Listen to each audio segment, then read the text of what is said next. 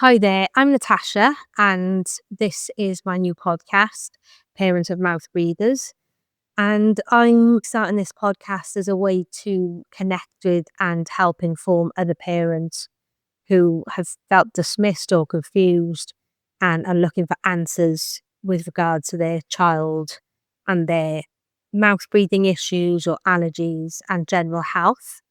And also to log the process that I'm going through currently, particularly with my eldest son, who's 5 years of age at the moment, and has a range of issues which I believe are attributed mostly to mouth breathing, or at least that exasperates things. And I'm still very much looking for answers and have been for a number of years now. So, for this first episode, I wanted to talk about when I started to realize there was something wrong and what I've basically done to search for answers, and also to share with you some of the things that I wish I knew a few years ago, and to give you a little bit of confidence in reclaiming some of the agency over your child's health. And I think post COVID, there's been a huge U turn in people looking outside of the mainstream medical system for answers. And I think it's one of the positive things that's come out of that whole experience. Needless to say, it was still obviously a terrible time. But if it's opened eyes, I think we can say that's definitely a positive outcome. And for me, certainly, as a parent who had my first child in the midst of lockdown 2020, the blind trust that I had in medical professionals started to wade a little bit. And that has just been reinforced, I think, over the last 5 years, trying to get to the bottom of a lot of the health issues that my son has is primarily what my driving force is. And speaking with other parents and seeing how lost and confused and conflicted a lot of us are has motivated me to share to a wider extent a lot of the stuff that I've done. So before I recognized there were issues with my son, he was exclusively breastfed for a year and then continued to breastfeed for a total of 2.5 years, obviously with solids introduced after about a year or so. He showed no signs at that point of mouth breathing. And obviously, those who have breastfed know when the child is latched onto the breast, they are breathing through their nose and feeding through their mouth. And so I never had any inclination as to the fact that there was anything wrong. My son has never been a great sleeper. I just assumed that was part and parcel of having young children. I'm still not sure what the answer is to that one because my second one's come along. I would say a lot more robust, but still not the best sleeper in the world. So effectively, I fell pregnant when my eldest was about two and a half, and by the time my second son came along, my eldest had just turned 3. And that was around the time that I started recognizing there was something up with his breathing during his sleep. So I would hear from another room him breathing and snoring really loudly, even from downstairs. And I started going in to check on him, and I was really heavily pregnant at this time. And I remember witnessing him taking pauses in his sleep. And a few of the other signs that I didn't recognize at the time, but I witnessed them, but I didn't know they were problematic, is that he used to sweat quite profusely in his sleep. He would be in all sorts of positions while I would check in on him, which I would do regularly, and then certainly before going to bed myself. He would sometimes be laying in a completely different position on the other side of the bed, looking very uncomfortable. His head was tilted right back. He would be gasping for air, taking these pauses, and just generally looking as though he wasn't resting appropriately. So I recognized it then, and I couldn't take action on it immediately because within a matter of weeks, my second child was born. It was Through having some lashing issues with him, that I took him to somebody to go and get a phrenectomy, which is a release of tongue tie. I went 3 months suffering quite badly, both my son and I, with feeding issues, really traumatized nipples. My son experiencing some quite severe, what they call colic. There isn't such thing, it's just a label they put on it when they don't know what the issue is. All for me to discover then that there was tongue tie, and I'd never heard about tongue tie before. I hadn't had that issue with my first son. He latched really easily, and so I went to seek professional help. It wasn't something I could get through the NHS here in the UK. There weren't any referrals or anything like that. Apparently, it's only for really extreme cases. So nobody could take that conversation any further. Another hit from the healthcare system. So I went to see a private practitioner, and that turned out to be one of the most eye-opening visits. It was through meeting her and talking about these issues around my eldest son's breathing that she introduced me to the idea of sleep disorders and the links with tongue tie and lots of other things. She shared a few anecdotal stories with me. Professionally, used to be a midwife and had worked in the NHS for 20 years, I think, something like that, or touching that. And she left to set up her own private clinic. She did phrenectomies amongst a few other things on children and adults. She had connections with a particular ENT surgeon who had suggested to her that a lot of the ENT issues that they deal with most commonly could be prevented with a tongue release. And so it was the first time that this idea was put into my mind that, okay, this breathing stuff. And I showed her videos of my son breathing, gasping for air, because at this point I started to become quite concerned. Obviously, I was juggling life with a newborn or a very young infant. And so that conversation gave me a little bit of confidence. One of the conversations I had with her was the possibility of performing one of those on my eldest, talking about some of the pros and cons. Obviously, with him being 3, came with a few moral questions around that. Before I made any decisions, I went to an appointment with the doctors. I took my son with me and I explained to them all of my concerns, and I showed them videos. I showed them a range of videos in different settings because I didn't want it to be a case that they were like, okay, he's mouth breathing because he's in the car seat or whatever it may be. So I ensured that I had a collection of videos which I'd gathered over the months, and there were ones of him snoring really loud with his mouth wide open and his head back. There were ones where he was taking these frequent pauses and then coming up gasping for air. I'll spare you from the pain of doing an impression of that, but if you can just imagine when somebody holds their breath for a while and then they've got to gasp for air, is very much reminiscent of that.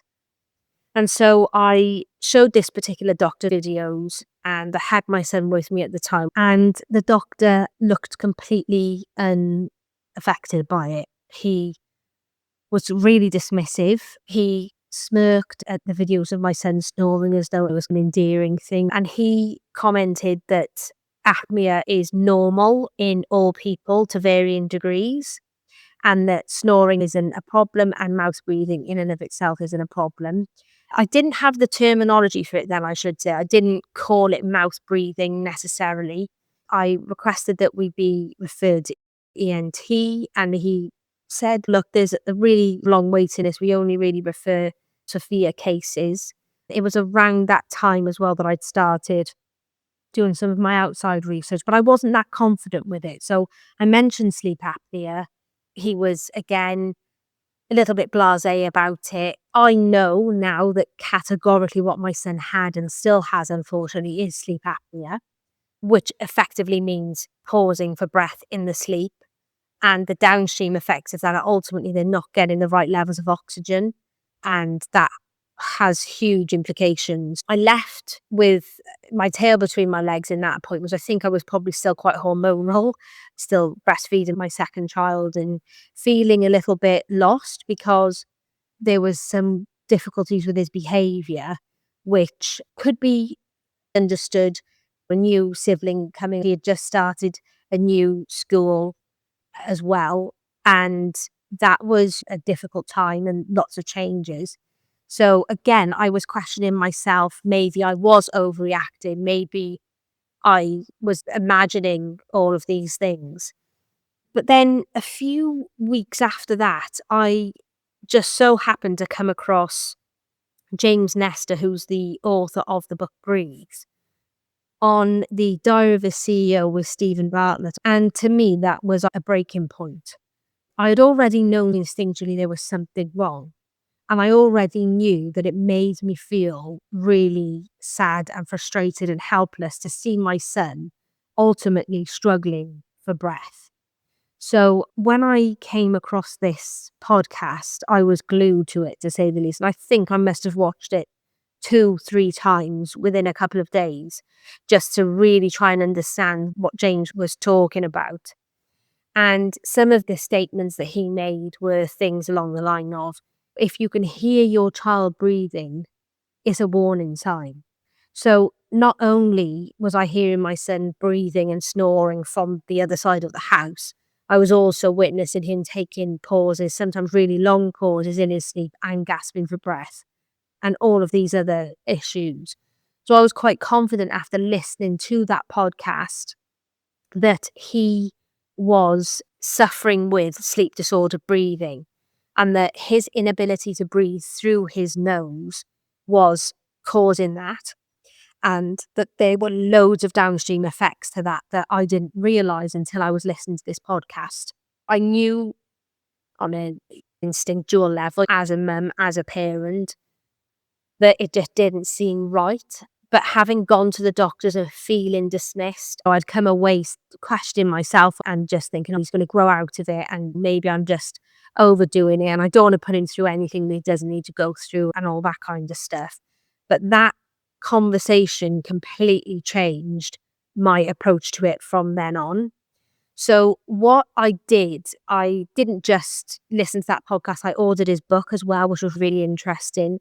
I ordered another book, which he mentions in the podcast. It's called Jaws, and it's not about the shark, by Sandra Kahn and Paul Ehrlich. It's Jaws, the story of a hidden epidemic. And that is talking about the development of the jaw and the facial structures in individuals and how we've effectively de-evolved. So this was all helping me put together a picture of what a healthy person should look like. And then I could draw comparisons with what my son was exhibiting.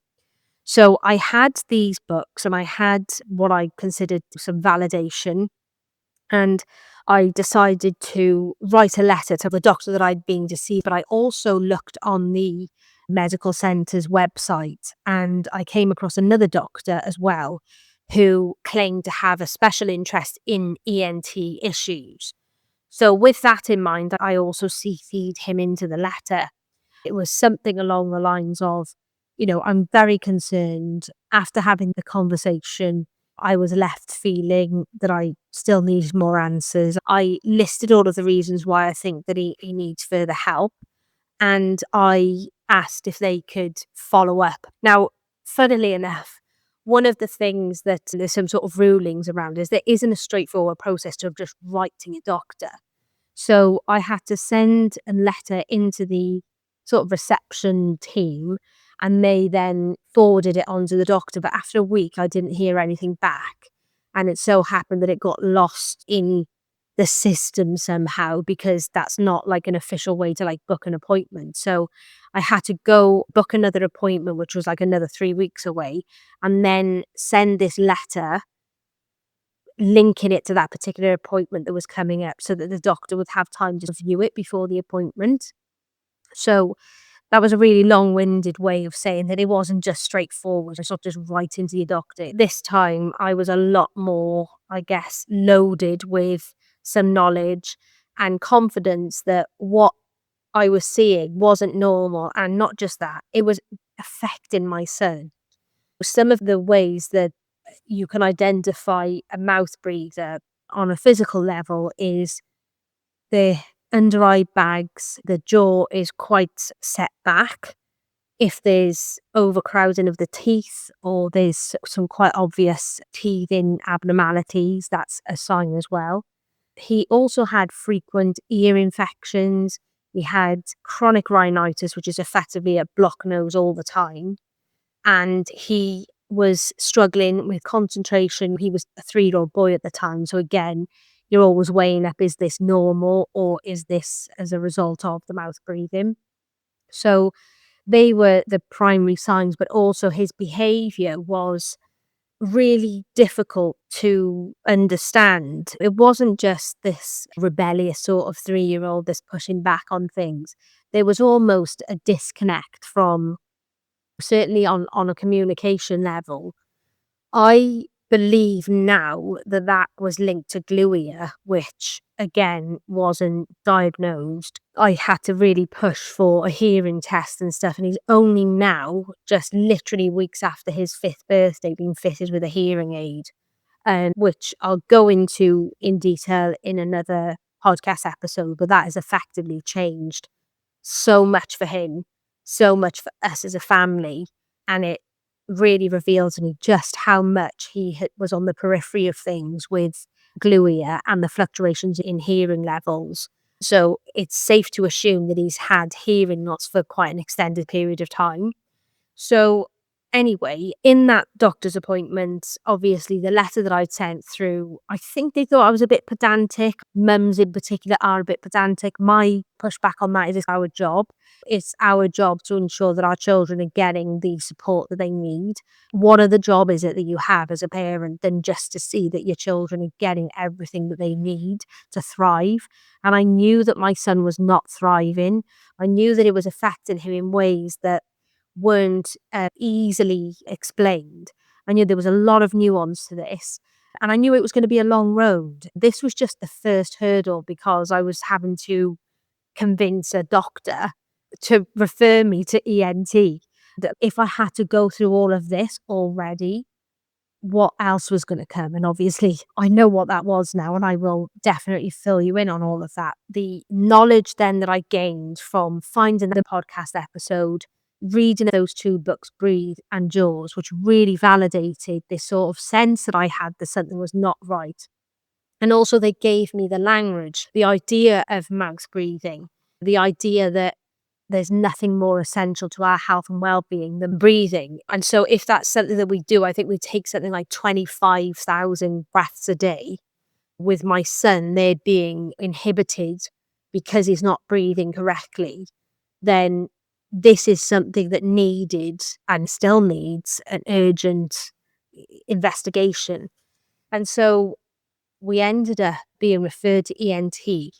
We didn't get to meet them until about 6 months later, maybe even a little bit later. I haven't got the timeline on me at the moment, but I am planning on putting out a timeline just so people, particularly in the UK, can understand the hoops that you have to jump through in order just to get seen by somebody that's apparently an expert in that field, to then see them and still find a lot of pushback and not having that help that you need.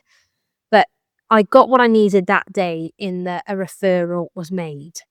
And what I did after that, knowing that there was such a long waiting time, I asked for a referral letter to go down the private route.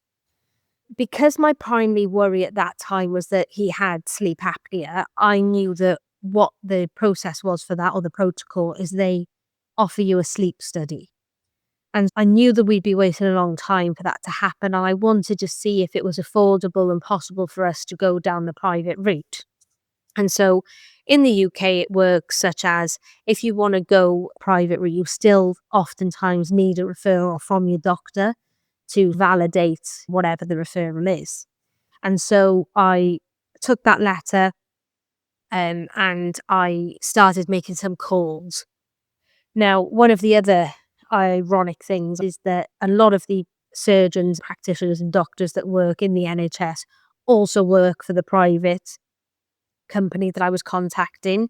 So yeah, it's all a bit of conflict of interest across the board, really. So it's hard to get second and third opinions when all of these people are so closely linked, and also their bias in their particular field. I think going to the doctors, reason a lot about this, I started to put together the picture that actually this would take a multidisciplinary approach, and I'd have to be willing to look outside of just the mainstream medical system, which I will go into more detail about, and I did end up doing. And that's answered a lot of questions. So, yeah, I effectively had some conversations with the private health clinic, and bizarrely, the sleep test that is required to determine whether a child has sleep apnea is only held at the NHS hospital. Even though they used to be able to give you a sleep study in the private clinic, that's no longer the way. It's all centralized now in the hospital. So what that effectively meant is that there was no way to fast track that first appointment with an ENT surgeon. Now, depending on the outcome of that appointment, I could then say, for example, if they determined that my son should have a tonsillectomy, I could then fast track that via the private route for however many £1,000. But there was no way that I could do a sleep test independent of the NHS. So I knew I had to wait then for an extended period of time to get just a simple answer, which I already knew anecdotally. And I knew just using my eyes that my son had sleep apnea, but I had to go through this testing process, or he did, to be able to get an official diagnosis. That is a rant for another day, because it's just the most ridiculous process you will ever come across in your life. That even though you can get these tests available online, that effectively, I can't remember the name of them. I should have got that together for my first podcast episode, but they are these tests, and effectively what it is a monitor, and it connects to your child's finger or toe, and it will tell you when there are drops in oxygen. So even though you can get them privately online, they will not use those results for your child's medical records. So all really frustrating and very limiting. I knew that I had to just wait. And that was really difficult. And we did. And in that time, I went down various private routes. We went to see an osteopath, namely. And that was really interesting. And that helped me a little bit in terms of feeling like we were just being a little bit productive. Now, I knew that wasn't going to be a miracle, but I just wanted to understand what was going on physically for my son, and what the downstream effects of his current lifestyle. So I had the referral in the October of 2023. And then I started taking my son to an osteopath in the January of 2024. And it was the first time that anyone had suggested to me maybe he had some intolerances and some allergies. Now, bearing in mind, he had so many illnesses that had to be treated with antibiotics, ear infections, sinus issues, countless things. Nobody had ever suggested allergies or intolerances as a place to look. Again, it's not something I think is taken that seriously in the mainstream medical system, as far as my experience. And even through other people that I've spoken to, say, to get a referral to identify a child's allergy and then to get treatment for it takes so long. And there's some sort of parameters in which they consider if it's severe enough. Obviously, there's limited resources and so on and so forth. So we had these meetings. She's a cranial osteopath, which is somebody that focuses on the skull and the neck and all of that sort of support and apparatus. Like, she can feel out tensions and all this kind of stuff. And I did tell the doctor that I was planning on doing this as an alternative therapy They look down their noses at it a lot of the time. But for me, as a mum, I was just willing to try anything in order to get some answers. And so we actually found it really helpful. Again, it's not a miracle treatment because it's not a root cause treatment. It's a complementary therapy just to help alleviate some of those symptoms. And it definitely did that. She performed effectively a light massage focused on those problem areas. And he used to come out a lot more relaxed, and he would fall asleep in the car and go off for 2 hours. So it really offered some sort of relaxation to him, which if that's all we came away with, and the idea of looking at allergies and intolerances, then that was certainly enough for me. We made some dietary changes around that time as well. Didn't give him dairy. Unfortunately, some family members didn't adhere to our requests, which has been an ongoing battle as well, as just having that push and pull of people thinking you're nuts and you're the sort of the new generation of parent that's overthinking everything. But I really want to hold firm on the fact that we're living in a completely different world with completely different environmental toxins and all of these things around us that our parents and grandparents didn't have. We're having to think differently for our children. We're having to look at these things. And to be honest, it would be a lot easier not to. It'd be a lot easier just to be ignorant to it and not pay attention. But if you are an attuned parent and your child isn't thriving in the way that they should be and you want for them, then why would you not do everything in your power to help that? So yeah, seeing the osteopath, as I said, is not root cause, or certainly wasn't for us, but it did help alleviate some of those symptoms, and it gave us other areas of exploration. One of the things that she also suggested is looking at primitive reflexes. Now, I'll talk about this again, other sciences behind all of that. So I'm all for trying alternative therapies that aren't prescribed by the NHS. I've got no desire to want to be ideological about either. My thing is, if you have the right course of treatment through the NHS, absolutely fantastic. But when you don't, and for a lot of people it is that way, I think the onus is on you, or us as parents in particular, to look outside of that. Obviously, that comes with several risks. I think we've spent in the thousands, to be honest with you, on different approaches to try and help my son. And some of them effective, some of them not so much. I'm planning on sharing all of that. So it's obviously important to do due diligence as much as you can, but that goes across the board, whether it's private alternative treatment or through the NHS as well.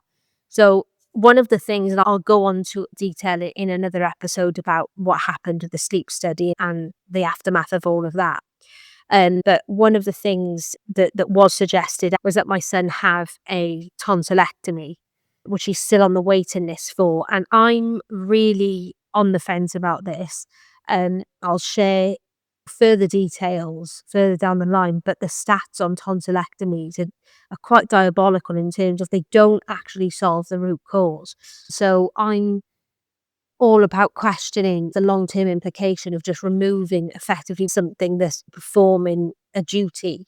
And is that going to help the wider issue? For me, I want a sort of bird's eye view of, let's connect the dots right across the board. There's the sleep issues, there's the dental issues, there's behavioural stuff, which I think is linked to it all. How can we connect those dots? And there's the audiology now for my son as well. That's another sort of stream of treatment that he's going through. How can we bring all of those things together and look at it holistically? Because at the moment, my experience is that the NHS just doesn't offer that. None of these departments are really talking to each other. So it's very much dealing with things in vacuums and then trying to make sense of it. So yeah, that is primarily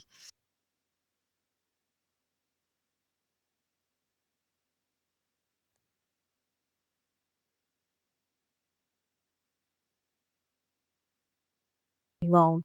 What I did about that in the initial stages, and hopefully to give you some resources, certainly the book Breathe. And if you haven't got time to read, I highly recommend that you do. But if you don't, check on the Diary of the CEO, James Nestor episode, because it was so enlightening. There's also the book Jaws, which is just a phenomenal read, actually, just thinking about how we've de-evolved as humans and how our airways have got smaller, and it's a lot to do with lifestyle and environmental factors. That is an important read as well. It just gives further context to why we've gotten to where we've got. So that's where I'll leave you today. I hope that you have some confidence in moving forward with helping find some answers for your child. In the show notes, I'll leave you a full rundown of the 10 signs that your child is a mouth breather. There are other signs as well, but these are the primary ones. And I've also gone into detail about why that matters and offered some resources as well. On the next episode, I'm going to go into effectively what I learned from James Nestor's book Breathe, and also listen to him on the podcast. So I can just talk to you about the early signs and red flags, and also talk to you a little bit more about the knowledge from that and the further resources that you can read. I wish you all the best, and I hope that you can get some answers for your child, and that you can start taking agency over the treatment that your child gets. Have a look in the show notes. I'm going to put the links to all the different places I'm at. At the moment, I'm running my newsletter on Substack, and I'm going to be posting on Instagram and Facebook primarily, but also on LinkedIn as well. I'll leave you with that. Speak to you soon. Bye.